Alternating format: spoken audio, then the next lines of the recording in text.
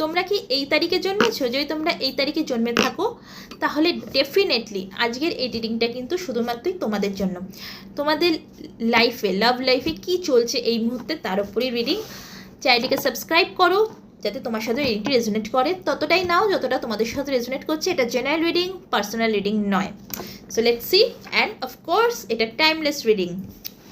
চলো, তোমাদের লাইফে এই মুহূর্তে, তোমাদের লাভ লাইফে কি চলছে, তোমাদের লাভ লাইফে কি চলছে চলো দেখে নেওয়া যাক, জানা যাক তোমাদের লাভ লাইফে কি চলছে, আমার ভিউয়ার্সদের লাভ লাইফে কি চলছে।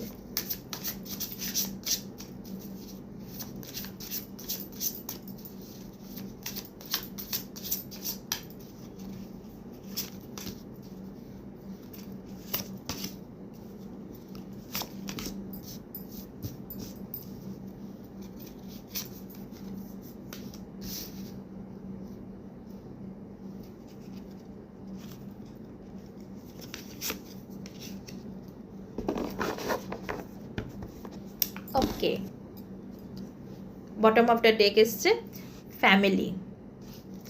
সো তোমাদের লাভ লাইফে এই মুহূর্তে তো রিজেক্টেড তোমরা ফিল করছো, তুমি করছো বা তোমার পার্টনার করছে, রিজেক্টেড ফিল করছো। কিন্তু এই রিজেক্টেড ফিলটা কেন, কিসের জন্য রিজেক্টেড ফিল?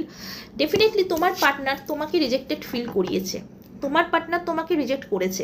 অ্যান্ড এই তোমার এই পার্টনার, কিছু কিছু ভিউয়ার্সদের জন্য বলবো, এই পার্টনার কিন্তু তার ফ্যামিলি, তার ফ্যামিলি মানে হচ্ছে তার স্পাউস, তোমাদের স্পাউস। এবং তোমার পার্টনার ভাবছে তুমি তাকে রিজেক্ট করেছো, তুমি তাকে রিজেক্ট করেছো। এছাড়া যারা তোমরা হাজব্যান্ড ওয়াইফ নও, যারা তোমরা তোমাদের লাভার্সদের জন্য দেখছো, তো ডেফিনেটলি তোমাদের লাভার্সরাও কিন্তু তোমাকে রিজেক্ট করেছে। এবং তোমার পার্টনার ভাবছে তুমি তাকে রিজেক্ট করেছো। তুমি রিজেক্ট হওয়ার পর তুমি এখন কেরিয়ার ফোকাসড হয়েছো।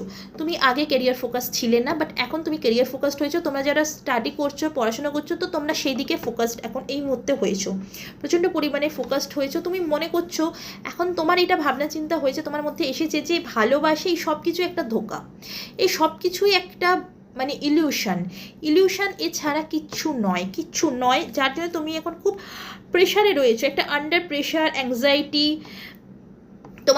তোমার মধ্যে এই মুহূর্তে এখন প্রচণ্ড পরিমাণে অ্যাংজাইটি চলছে, প্রচণ্ড পরিমাণে যেই সম্পর্কটাকে আমি এত প্রায়োরিটি দিলাম, এত ভালোবাসলাম যে সম্পর্কটাকে, আলটিমেটলি কি হলো, কি পেলাম আমি সেই সম্পর্কটা থেকে? কিছুই তো পেলাম না। আমি শুধু তো গিভার হলাম, শুধুই গিভার হয়ে রইলাম, টেকার হলামই না। কিন্তু কী পেলাম? তাহলে এই সম্পর্কে সত্যি কি কোনো মানে আছে, কোনো কি অস্তিত্ব আছে এই সম্পর্কের? সো বর্তমানে তোমার মনের মধ্যে কিন্তু এইসব জিনিস চলছে, প্রচণ্ড পরিমাণে চলছে, যে এই সম্পর্কটা যদি শেষ হওয়ারই ছিল তাহলে শুরু কেন হলো এই সম্পর্কটা?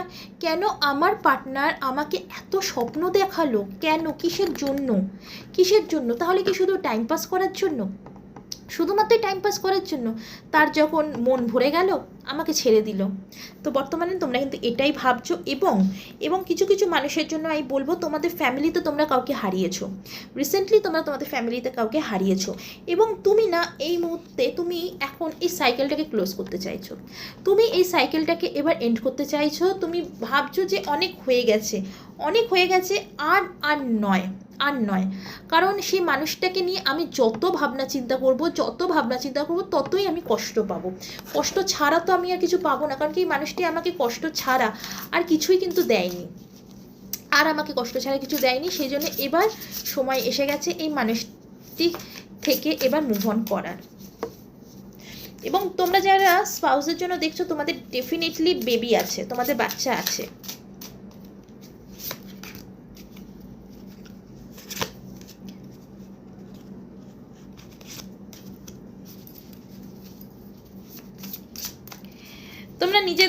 তোমরা ভাবছো যে তোমার মানুষটি যা কিছু করেছে ফেক, যা কিছু করেছে শুধুই তার ফেক, কোনো অরিজিনালিটি তার মধ্যে ছিল না। এবং তোমরা বর্তমানে নিজেদেরকে ফেক বিজি করার চেষ্টা করছো।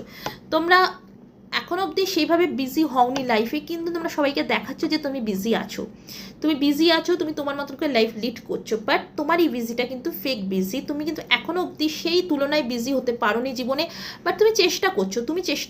তুমি নতুন একটা চাকরি জয়েন করেছো বা ইন্টারভিউ দিয়েছো, চাকরি জয়েন করতে চলেছো।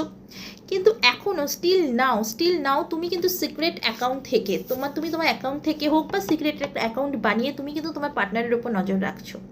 তুমি দেখছো যে সে কী করছে, সে সত্যি একেবারেই মুভ অন করে গেল, একেবারে সে তোমাকে ভুলে গেল সারা জীবনের মতন, তুমি আজও তাকে ভুলতে পারছো না।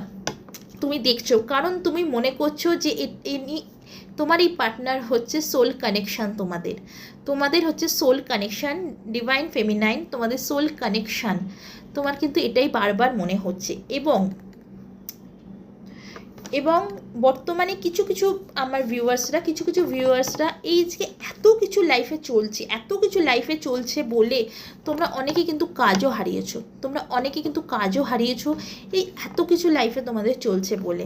সো বন্ধুরা, এত কিছু থেকে এবার আস্তে আস্তে বেরোনোর কিন্তু সময় এসে গেছে। যতক্ষণ না তুমি এসব থেকে বেরোবে ততক্ষণ কিন্তু কোনো কিছুই কিন্তু ঠিক হবে না।